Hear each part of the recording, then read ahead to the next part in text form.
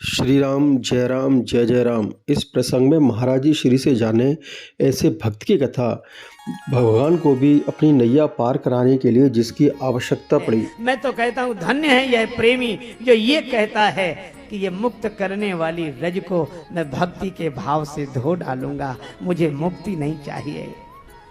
क्यों? बोले नाव अगर नारी बन गई तो भगवान ने कहा तो क्या हर्ज है, जड़त्व से मुक्त हो जाएगी, पार करने वाली खुद पार हो जाएगी।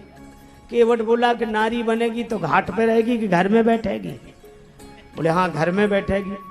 तो कहा कि नाव नारी बनेगी यहाँ और घरवाली है वहाँ, उसने तो ये चमत्कार देखा नहीं होगा, उसे हम कैसे समझाएंगे?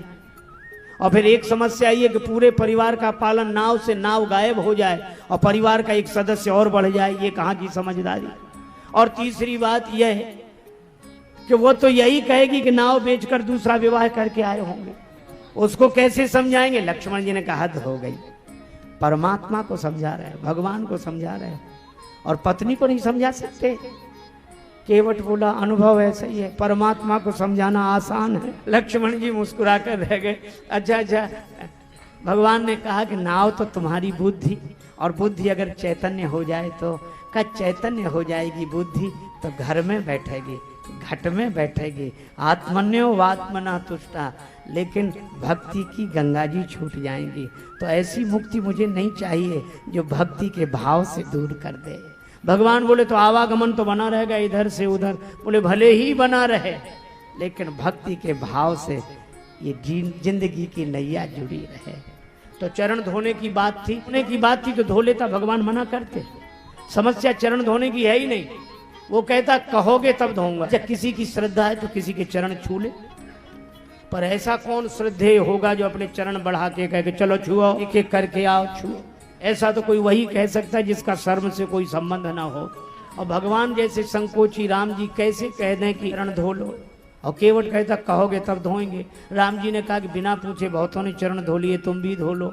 केवट ने कहा सुनो सरकार, जिन्होंने बिना पूछे चरण धोए हैं उनकी अपनी गर्ज रही होगी, उन्हें भवसागर से पार जाना होगा। भाई यहाँ गर्ज मेरी नहीं आपकी है, आपको गंगा जी पार जाना हो तो कहो। भगवान बोले अगर हम चरण धुला लें तो?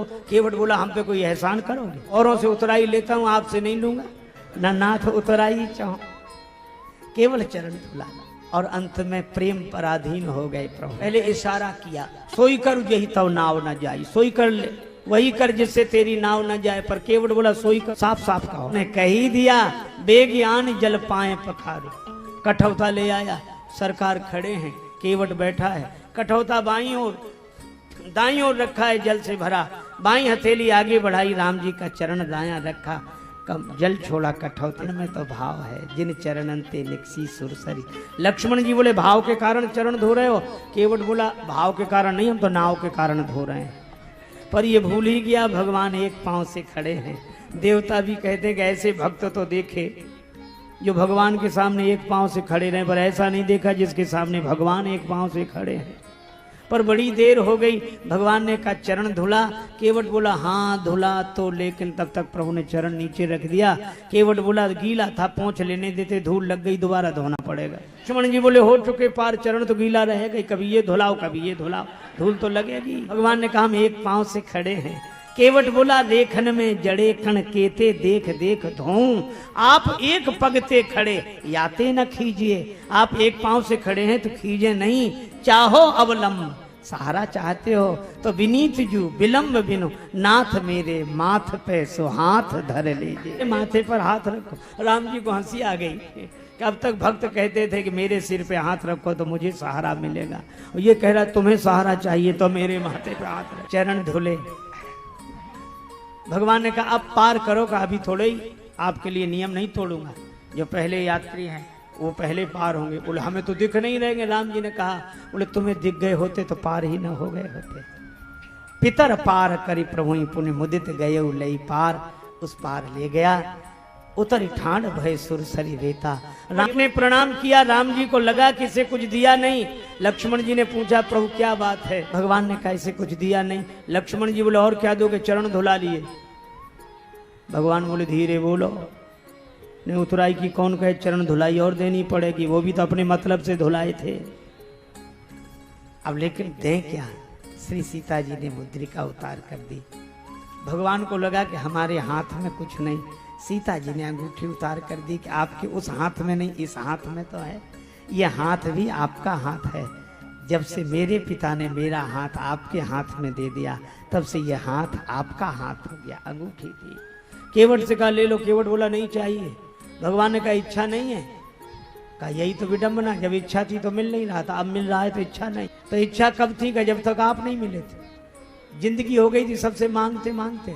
मैंने सोचा भगवान आ रहे हैं उनसे ही मांगूंगा। भगवान ने कहा बिना मांगे अंगूठी दे रहे हैं, क्यों नहीं ले रहे हो? केवट ने कहा मैं आपसे मांगने के लिए तैयार खड़ा था, आपने आते ही नाव मांगी नाव। हमने सोचा जो हमसे ही मांग रहा हो, अब हम उससे क्या मांगे। ये तो बहुत बड़ा है जिससे आप कुछ देते हो, पर वह कितना बड़ा है जिससे आप भी कुछ मांगते हो। मांग कर बड़ा बना दिया है, दे दोगे तो छोटा बन जाऊं। भगवान ने कहा ये मांगाने की बात छोड़ो, मजदूरी लो। तुमने पार किया है हमें। केवट बोला मजदूरी काहे के लिए, हमने आपको पार किया ही नहीं। भगवान ने कहा लक्ष्मण सुन रहे हो? लक्ष्मण जी बोले इसकी बात तो आप ही समझ सकते हो। अच्छा पार नहीं किया ना, तो हम उस पार से इस पार कैसे आए? केवट बोला यही तो हम पूछ रहे हैं, कैसे आए? राम जी बोले नाव से। केवट बोला नाव किसकी थी सरकार? तुम्हारी। केवट बोला यही तो मैं कह रहा हूं, नैया तो मेरी ही पार लगी है। आपने चरण रख दिया इसलिए नैया मेरी पार लग गई। होने के लिए नहीं आए थे, मेरी नैया पार लगाने के लिए आए थे। तो उतराई तो मुझे देनी चाहिए, दे नहीं सकता तो ले कैसे लूं? मुझे सब कुछ मिल गया। भगवान ने कहा हम किसी का कर्ज नहीं रखते। केवट बोला हमारा रख लो, चुकाने दोबारा तो आओगे। भगवान ने कहा नहीं आए तो? केवट बोला हम वसूल करने आ जाएंगे। अपने को ऋणी समझते हो तो ऋण तुम वहीं चुका देना। मैंने तुमको है पार किया, तुम मुझको पार लगा देना। और मैं भी केवट, गंगा जी का आप भवसागर के केवट। भगवान ने कहा सो तो होगा ही, बहुत कीन प्रभु, नहीं कछु केवट ले। लक्ष्मण जी से कहा, लक्ष्मण जी बोले ले ले ले ले। केवट बोला वचन दे चुका था। अरे का दिया होगा वचन, भगवान को भी वचन का प्रवचन दे रहा है, ले ले। केवट बोला क्षमा करें लक्ष्मण जी, छोटे सरकार, हमारा वचन आपके बाण की तरह नहीं है, जो धनुष पे चढ़ तो जाता है बिना चले उतर जाता है। लक्ष्मण जी बोले ये वचन कौन सा बाण से कम है प्रभु, इससे तो आप ही बात कर। सीता जी ने कहा कि हमारी ओर से कहे। भगवान ने कहा केवट श्री सीता जी की ओर से अंगूठी उतराई में ले लो। तो अब तक हंसते रहने वाला केवट अचानक रोने लगा, आंखों में आंसू आ, कहने लगा प्रभु दोबारा मत कहना, ये सुन नहीं सकूंगा मैं गरीब तो हूँ। नाव में बाद में बिठाया, पहले आपके चरण धोए हैं। और प्रभु मुझसे पहले भी किसी ने आपके चरण धोए थे। किसने? महाराज जनक ने। और महाराज जनक ने आपके चरण धोकर अपनी बेटी जानकी आपको अर्पित कर दी। तो मैं कैसा चरण धोने वाला जो उसी बेटी की अंगूठी उतराई में ले लूं? अगर दे नहीं सकता तो ले कैसे लूं? श्री जानकी जी को गंगा जी के किनारे अपनी मिथिला याद आ गई। बहुत कीन प्रभु लखन सिय नहीं कछु केवट ले, और विदा कीन करुणा यतन, विमल भगति